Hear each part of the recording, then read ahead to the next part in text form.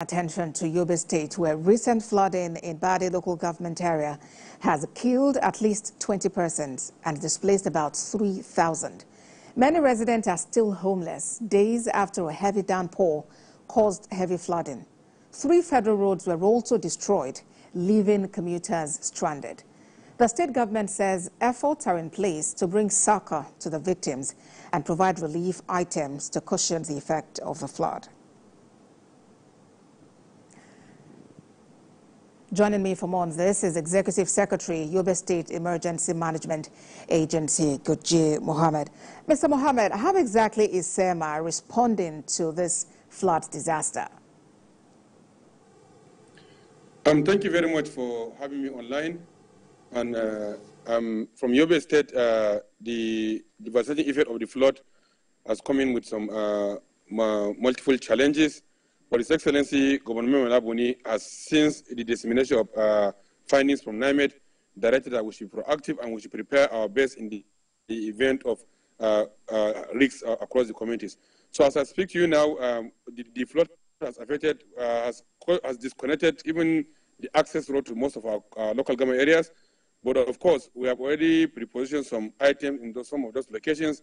But we are prioritizing those in IDP camps, those that have lost their shelters and are displaced in temporary shelters. We are prioritizing them and giving them first-line support in terms of hygiene, sanitary kits, and also basic life-saving support, basic commodities for food and other items. Those in host community were also being profiled. We're looking at how we can reintegrate them back to their homes.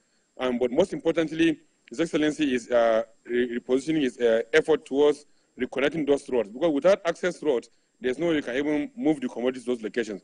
We have reached out to our partners, WAEC, and we are looking for opportunity when it's necessary to use chopper to provide those logistics to those communities. But as I speak to you now, over 18,000 households have been affected with over 40,000 individuals. And most of the houses that were destroyed, about 23,000 plus, they are moot houses. Some public facilities were also affected. But then we are trying our best to see that the first line support and SOCO has reached the most vulnerable. But this flooding has come, it has not happened in so many years. And the experience we have now, we are being the peak of the rainy season. We hope it will subside when the season is ending.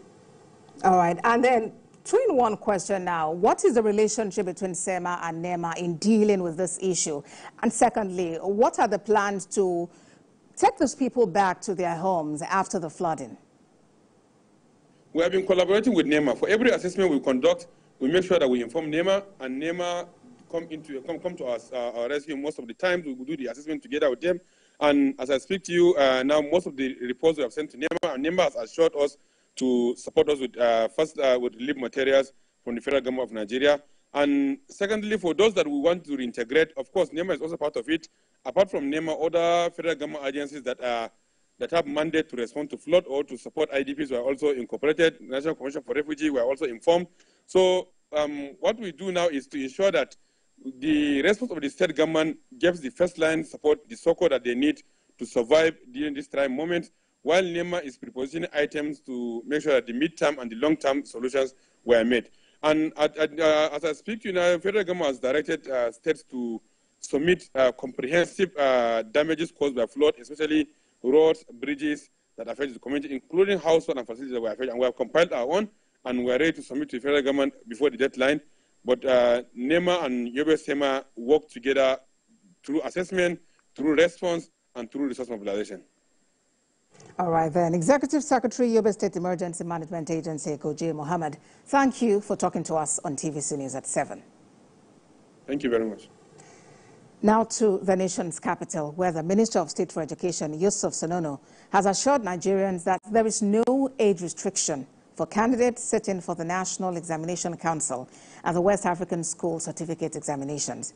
Mr. Sununu said, contrary to reports on minimum age of 18 years, the federal government only restricted the age for sitting for Unified Tertiary Matriculation Examination and entry into the university to 18 years, starting 2025. Maria Mohammed reports. As the world marks this year's edition of International Literacy Day with the theme Promoting Multilingual Education, Literacy for Mutual Understanding and Peace. They challenged stakeholders in the education sector to evaluate the progress made so far. This conference between the Ministry of Education and National Commission for Mass Literacy, Adult and Non-Formal Education is to promote literacy in the country. But the Minister explained the issue of age limit for students sitting for NECO and WAEC exams and also tertiary institutions. All we have been mentioning is about age of entry or admission into university. Please, we have made this clear. It's about the age of entry into university. And this is when you look at our national policy on education that says you have 0 to 5 years or the 1 year of pre-primary school before you enter into a primary school.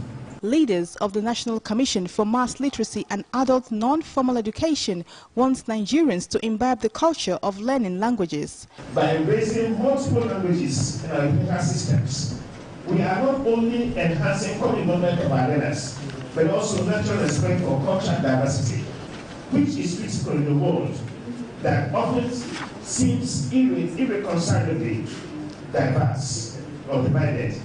UNESCO, on its part, assures the Minister of its plans to ensure literacy in Nigeria, as it will help reduce poverty and have a positive effect on health and economy. The literacy issue, of course, is across country, I would say, issues, the out of school program that we have, and we now done the initiative by NECO and all the other entities also to address these challenges. Maria Mohammed,